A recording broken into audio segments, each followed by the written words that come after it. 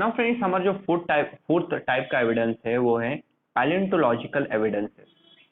Palaeontological evidences friends evolution का एक direct proof है। ओके, बिकॉज फ्रेंड्स इसमें हम फॉसिल्स की मदद लेते हैं।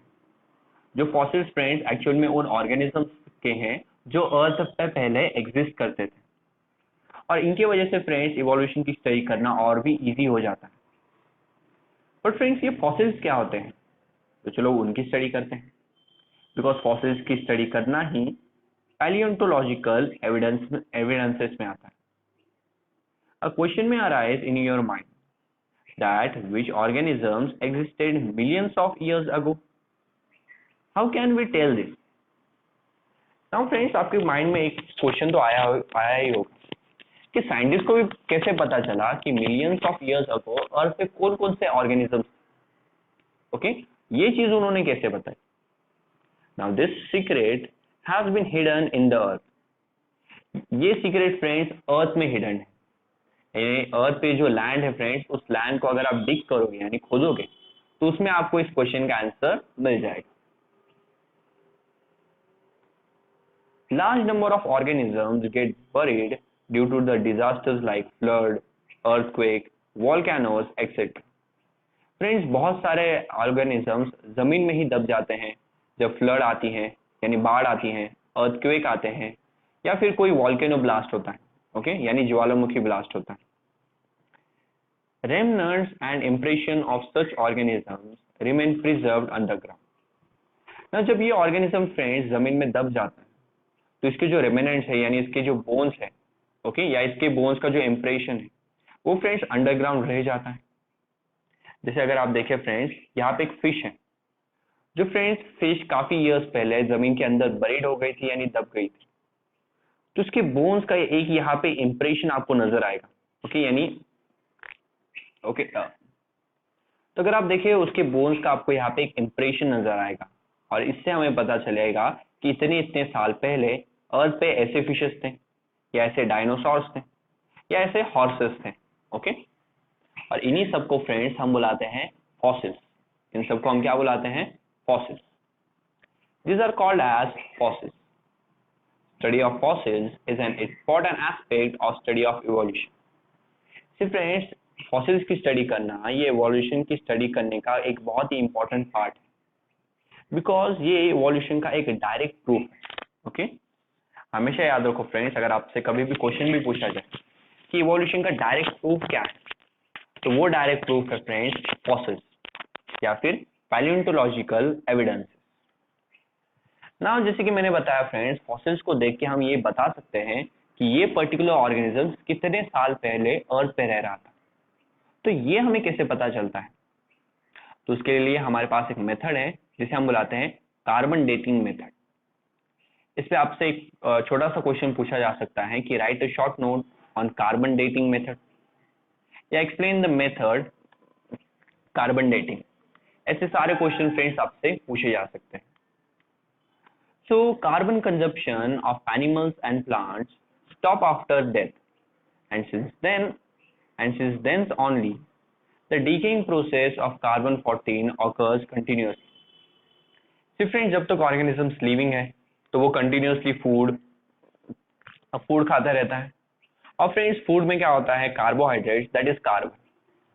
बट जब एक बार एनिमल की डेथ हो जाती है यानी वो मर जाता है, तो वो अभी बॉडी में और कार्बन नहीं ले सकता, यानी उसका कार्बन का जो कंजप्शन है यानी जो कार्बन वो बॉडी के अंदर ले रहा था वो रुक जाती है।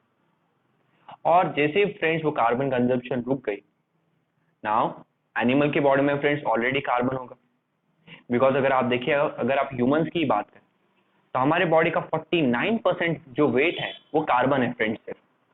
ओके, जो भी फ्रेंड्स लिविंग ऑर्गेनिजम्स हैं वो सारे के सारे कार्बन से बने, यानी हम सब की बॉडी में कार्बन प्रेजेंट है। तो जब एनिमल्स और प्लांट डेड हो जाते हैं तो उनके बॉडी में जो कार्बन 14 प्रेजेंट है, यानी ऐसा कार्बन एटम जिसका एटॉमिक वेट 14 है, यानी ये कार्बन का कोई आइसोटोप है, तो वो फ्रेंड्स डीके होना स्टार्ट हो जाता है। ओके, यानी वो कार्बन 14 का जो एटम होता है वो ब्रेक होना स्टार्ट हो जाता है। In case of dead bodies of plants and animals, instead of remaining constant, the ratio between carbon-14 and carbon-12 changes continuously, as carbon-12 is non-radioactive. See friends, जैसे जैसे टाइम जाते रहता है, प्लांट्स और एनिमल्स की बॉडी में कार्बन-14 और कार्बन-12 का जो रेशियो होता है वो कंटिन्यूसली चेंज होता रहता है. Okay, as well as friends, carbon 14 carbon ये रेडियो एक्टिव नहीं है, तो कार्बन-14 रेडियो एक्टिव है, तो वो कंटिन्यूसली डीके होते रहता है. The time passed in the death of plant and or animal can be calculated by measuring the radioactivity of C14 and the ratio of C14 to C12 present in their body. See friends, जैसे जैसे अभी कार्बन-14 का number कम होते रहता है, उसकी radio activity भी कम होती जाएगी, और इसी तरह कार्बन-14 की रेडियो एक्टिविटी कम होने के लिए एक पर्टिकुलर टाइम लगता है. तो जस्ट फ्रेंड्स, हम उन फॉसिल्स को देख के ये बता सकते हैं कि उनमें कार्बन-12 की कितनी रेडियो एक्टिविटी है, और वो रेडियो एक्टिविटी कम होने के लिए फ्रेंड्स कितना टाइम लगा होगा. तो उस टाइम के बेसिस पे हम ये भी बता सकते हैं कि वो प्लांट और एनिमल कितने साल पहले अर्थ पे रह रहे थे. This is called carbon dating method. इस मेथड को फ्रेंड्स हम कार्बन डेटिंग मेथड बुलाते हैं, बिकॉज इसमें कार्बन-14 का एटम यूज होता है, ओके, जिसकी रेडियो एक्टिविटी को मेजर करके हम ये बताते हैं कि वो एक पर्टिकुलर ऑर्गेनिज्म कितने साल पहले अर्थ पे रहता था. It is used in palaeontology and anthropology for determining the age of human fossils and manuscripts. ये जो कार्बन डेटिंग की मेथड है, ये पैलेंटोलॉजी यानी फॉसिल्स की स्टडी करना, और ऑर्थोपोलॉजिकल यानी फ्रेंड्स बोन्स की स्टडी करना, इनके लिए यूज होती है. बिकॉज कार्बन डेटिंग की मदद से हम ह्यूमन फॉसिल्स यानी इंसान के जो फॉसिल्स है वो, और मैन्यूस्क्रिप्ट्स फ्रेंड्स असल में हाथ से लिखे हुए डॉक्यूमेंट्स है, तो इन दोनों की एज क्या है ये फाइंड करने के लिए कार्बन डेटिंग की मेथड यूज की जाती है. यानी हमारे जो एंसेस्टर्स थे, हमारे जो पूर्वज थे, उनकी जो बोन्स है फ्रेंड्स, वो उन बोन्स की कार्बन डेटिंग करके हम ये बता सकते हैं कि किस टाइप का ह्यूमन फ्रेंड्स कितने साल पहले रहता था. ये हम देखने वाले हैं फ्रेंड्स कि आज का जो ह्यूमन है, यानी आज हमारी जो बॉडी का स्ट्रक्चर है, और पहले ह्यूमंस का जो बॉडी का स्ट्रक्चर था वो काफी अलग था. बिकॉज पहले हम ज्यादातर तो मंकी की तरह दिखते थे, और धीरे धीरे हमें इवोल्यूशन हुआ.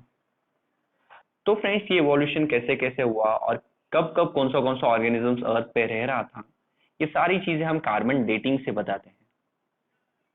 Once the age of fossil been determined by such technique, it becomes easy to deduce the information about the other erstwhile organism. एक बार फ्रेंड्स हमें फॉसिल की एज पता चल गई इस टेक्निक की मदद से, तो इससे पहले जो ऑर्गेनिजम्स रहते थे उनकी भी इंफॉर्मेशन निकालना हमारे लिए काफी इजी हो जाता है. It seems that vertebrates has been slowly originated from invertebrates. Friends, आपको पता है दो टाइप के ऑर्गेनिजम्स होते हैं, वर्टिब्रेट्स और इनवर्टिब्रेट. यानी अगर आप देखें आपके पास हमारे पास फ्रेंड्स बैकबोन है, जिसे हम वर्टिब्रल कॉलम बुलाते हैं, बट कुछ ऑर्गेनिजम्स में वर्टिब्रल कॉलम नहीं होती, जिन्हें हम इनवर्टिब्रेट्स बुलाते हैं. तो हम वर्टिब्रेट्स हैं बिकॉज हमारे पास वर्टिब्रल कॉलम है, बट जिन ऑर्गेनिजम्स के पास वर्टिब्रल कॉलम नहीं होती उन्हें हम इनवर्टिब्रेट्स या नॉन कॉर्डेट्स बुलाते हैं. ओके, तो फ्रेंड्स साइंटिस्ट ने ये देखा है कि इनवर्टिब्रेट्स से ही वर्टिब्रेट्स ऑर्गेनिजम्स फॉर्म हुए हैं. Okay, now friends, as well as soil की जो लेयर्स हैं, उन लेयर्स से भी आपको पता चलता है फ्रेंड्स कि कोई ऑर्गेनिज्म कितना पहले अर्थ पे रहता था.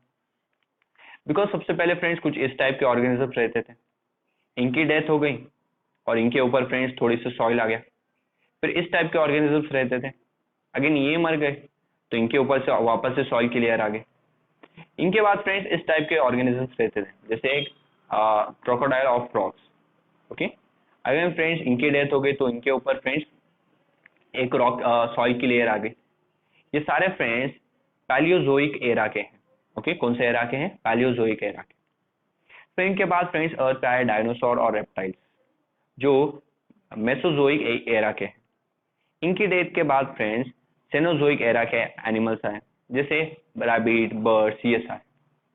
तो फ्रेंड्स, जो ऑर्गेनिजम्स अर्थ पे काफी साल पहले रहता था, उसके फॉसिल्स आपको अर्थ में काफी नीचे मिलेंगे, और जो फॉसिल्स अर्थ पे फ्रेंड्स इन पिछले कुछ ईयर्स से रह रहा है, उसके फॉसिल्स आपको डायरेक्टली अर्थ के पहले लेयर पे ही मिल जाएंगे।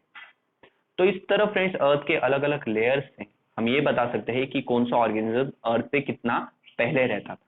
Okay, this are the palaeontological evidences. Now friends, ये जो कार्बन डेटिंग की मेथड है, ये कार्बन डेटिंग की मेथड बनाई गई थी विलार्ड लिबी ने, और इसके लिए इन्हें एक नोबेल प्राइज दिया गया था 1960 में। इस मेथड से friends, the age of the materials determining by this method are publish in the journal radio carbon. Now friends, इस मेथड से ये अलग अलग मटेरियल्स की भी एज बता सकते थे, और इनकी इस इन्वेंशन को फ्रेंड्स रेडियो कार्बन इस जर्नल में भी पब्लिश किया गया था। तो इसी तरह फ्रेंड्स, हमने हमारे इवोल्यूशन से रिलेटेड 4 एविडेंसेस देख लिए। अभी हमारा जो नेक्स्ट एविडेंस है वो है कनेक्टिंग लिंक्स। तो चलो वो देखते हैं ना। हमारा जो फिफ्थ एविडेंस है that is connecting links. Observe and discuss. Observe the following pictures and discuss the character observe. सिर्फ फ्रेंड्स, नीचे हमें कुछ एनिमल्स के पिक्चर्स दिखाए गए हैं, तो उन तीनों पिक्चर्स को हमें ऑब्जर्व करना है और इन एनिमल्स के कुछ कैरेक्टर्स बताने। जैसे फर्स्ट एनिमल है एक डक बिल प्लैटिपस, दूसरा ऑर्गेनिज्म है फ्रेंड्स अ लंग फिश, और तीसरा ऑर्गेनिज्म है पेरिपैटस। नाउ फ्रेंड्स, ये तीनों ऑर्गेनिजम्स हमें हेल्प करने वाले हैं कनेक्टिंग लिंक्स को समझने के लिए, और ये तीनों कनेक्टिंग लिंक्स के एग्जांपल्स हैं। सो एग्जाम में फ्रेंड्स क्वेश्चन पूछा जा सकता है कि why duckbill platypus is called a connecting link, और why peripatus is called as connecting link।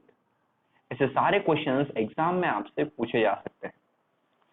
तो आइए देखते हैं friends, what is the meaning of connecting links. Some plants and animals show some morphological characters by which they can be related to two different groups. Hence, they are called as connecting links. Now, कुछ plants और animals ऐसे होते हैं जो अपने कुछ morphological characters दो अलग अलग ग्रुप को सिमिलर शो करते हैं।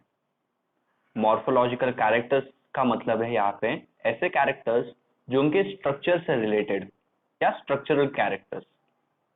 सो कुछ प्लांट्स और एनिमल्स फ्रेंड्स दो ग्रुप्स को अपने कैरेक्टर सिमिलर शो करते हैं। हमने देखा है कि प्लांट्स में अलग अलग ग्रुप्स होते हैं, एनिमल्स में भी अलग अलग ग्रुप्स हैं। ये सारी चीजें आपने 9th स्टैंडर्ड में स्टडी की है।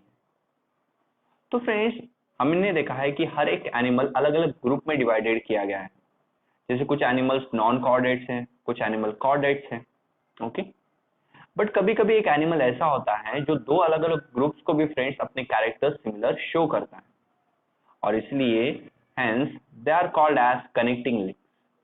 और इसलिए इन एनिमल्स को कनेक्टिंग लिंक्स कहा जाता है, बिकॉज ये दो अलग अलग ग्रुप्स को एक साथ कनेक्ट करते हैं और उनके बीच की कनेक्टिंग लिंक बनाते हैं। ओके, दैट्स व्हाई इनका नाम है कनेक्टिंग लिंक्स।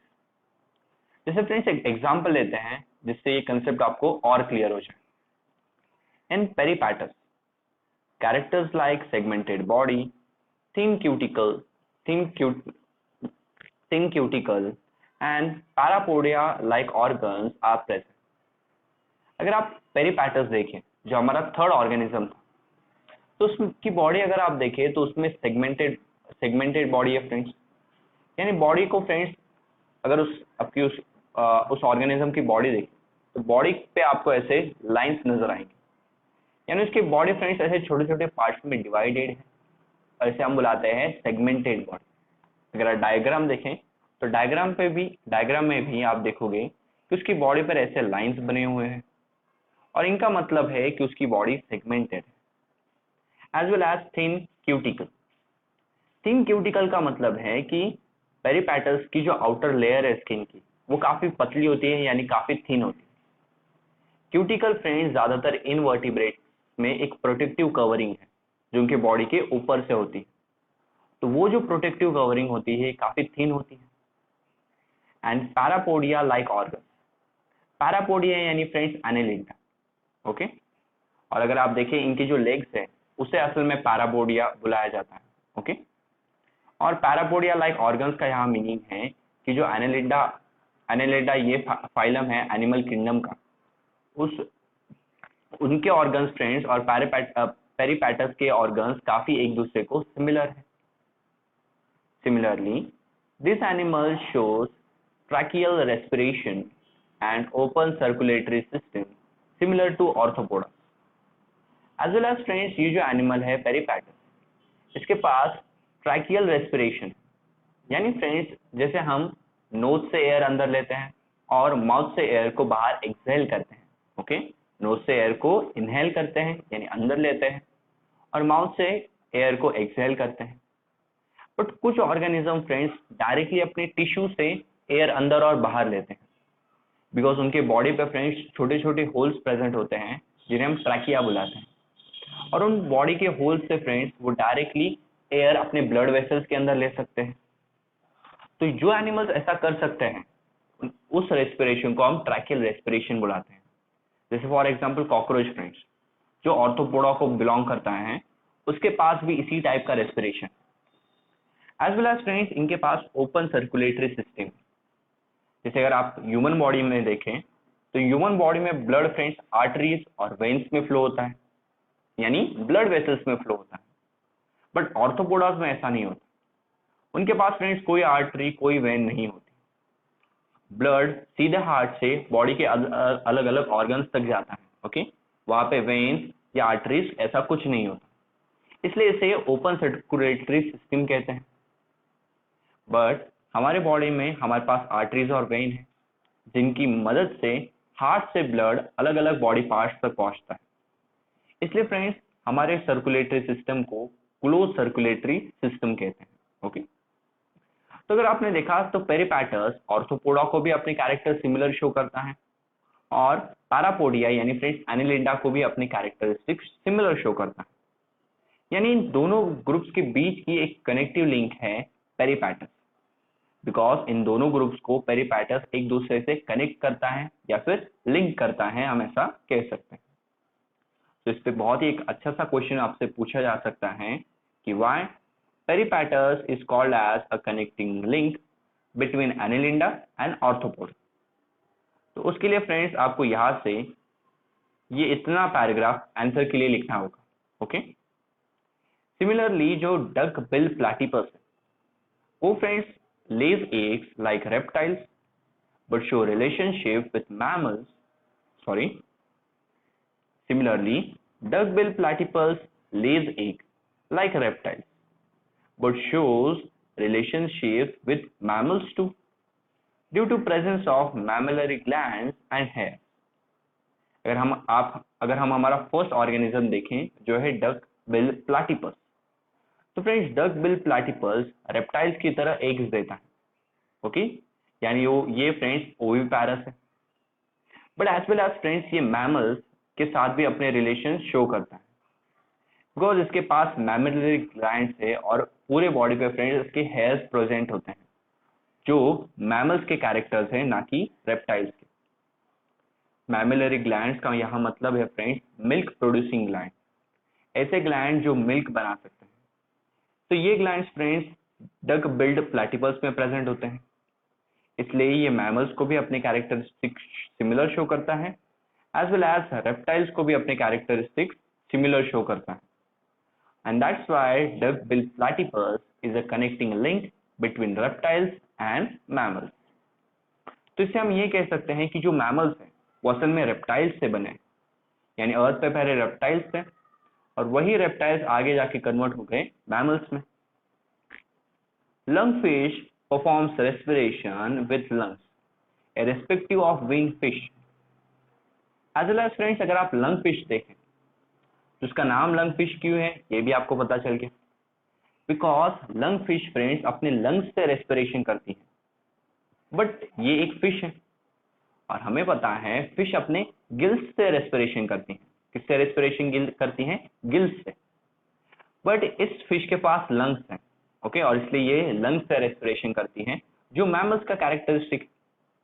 इसलिए लंग्स फिश अगर आप देखें तो मैमल्स और फिश के बीच का एक कनेक्टिंग लिंक है। These examples indicate that mammals are evolved from reptiles and amphibians from fishes. Friends, sorry lung fish actually friends amphibian और फिशेस के बीच की एक कनेक्टिव लिंक है। ओके, एम्फीबियंस असल में वो एनिमल्स, वो ऑर्गेनिजम्स होते हैं जो वाटर के अंदर भी रह सकते हैं और लैंड पे भी। Okay, the organisms which can live in water also and on land also are known as amphibian. तो फ्रेंड्स, एम्फीबियन और फिशेस के बीच की एक कनेक्टिव लिंक है लंग फिश। ओके, तो इन सारे एग्जाम्पल्स को देख के हमें ये पता चलता है कि जो मैमल्स हैं यानी हम और बाकी सारे फ्रेंड्स, जैसे बाकी सारे जो एनिमल्स हैं, बर्ड्स हैं, ये सब फ्रेंड्स रेप्टाइल से इवॉल्व हुए हैं। और जो एम्फीबियंस हैं जैसे कि फ्रॉग, तो फ्रॉग वाटर और लैंड दोनों पे रह सकता है। तो ये सारे ऑर्गेनिजम्स फिशेस से इवॉल्व हुए हैं। तो फ्रेंड्स, ये थी कनेक्टिंग लिंक, और कनेक्टिंग लिंक हमें इवोल्यूशन को समझने के लिए काफी हेल्प करती है। ओके, लेट्स सी फ्रेंड्स, हमारा सबसे last evidence, that is evidence number 6, that is embryological evidences. Okay, embryological evidences, comparative study of embryonic development stages of various vertebrates given in the pictures shows that all embryos show extreme similarities during initial stage and those similarities decreases gradually. Friends, अगर आप देखें यहाँ आपको बहुत सारे अलग अलग animals दिख रहे हैं। ओके, इनमें से ये फ्रेंड्स एक मैन, तो ये सारे एनिमल्स फ्रेंड्स इनके स्टार्टिंग सेल में, जिसे हम एम्ब्रियो बुलाते हैं, तो उनके स्टार्टिंग स्टेज में फ्रेंड्स इनकी कुछ पिक्चर्स हमें दी गई। अगर आप ये सारे पिक्चर्स देखें फ्रेंड्स, तो हमें ये पता चलता है कि इन सारे एनिमल्स की जो स्टार्टिंग स्टेज है, ओके, यानी इन सबका जो इनिशियल एम्ब्रियो है, वो फ्रेंड्स एक दूसरे को काफी सिमिलर है। ओके, जो आपको फिगर को ही देख के पता चल रहा है। और जैसे जैसे ये एम्ब्रियो बड़ा होते चलता है फ्रेंड्स, इनमें चेंजेस होते रहते हैं। Okay, similarities in initial stage indicates the common origin of all these animals. Friends, इन सब के एम्ब्रियो, इन सब का जो एम्ब्रियो है वो इनिशियल स्टेज में एक दूसरे को काफी ज्यादा सिमिलर है। तो इससे हमें ये पता चलता है कि इन सारे ऑर्गेनिज्म का एक कॉमन ओरिजिन रहा होगा, यानी किसी एक कॉमन एनिमल से ही ये सारे अलग अलग एनिमल्स फॉर्म हुए होंगे या इवॉल्व हुए होंगे, हम ऐसा भी कह सकते हैं। यानी इन सब का एक कॉमन एंसेस्टर यानी एक कॉमन पूर्वज है। तो फ्रेंड्स, इसी तरह हमने इवोल्यूशन से रिलेटेड सारे एविडेंसेस की स्टडी कर ली। ये सारे के सारे जो 6 एविडेंसेस हैं, ये हमें हेल्प करते हैं इवोल्यूशन की स्टडी करने के लिए, और ये बताने के लिए कि आज जो हम इतने सारे एनिमल्स देख रहे हैं, वो एनिमल्स फ्रेंड्स कहाँ से डेवलप हुए हैं और किन एनिमल्स से डेवलप हुए हैं, ये सारी चीजें बताने की। ना इसके बाद फ्रेंड्स, इस लेसन का सबसे इंपॉर्टेंट पॉइंट हम देखने वाले हैं, that is Darwin's theory of natural selection. और Darwin's theory of natural selection से आपको ये एकदम क्लियर हो जाएगा कि इवोल्यूशन का मतलब क्या होता है और अर्थ पे अलग अलग स्पीशीज कैसे फॉर्म हुई। So thank you.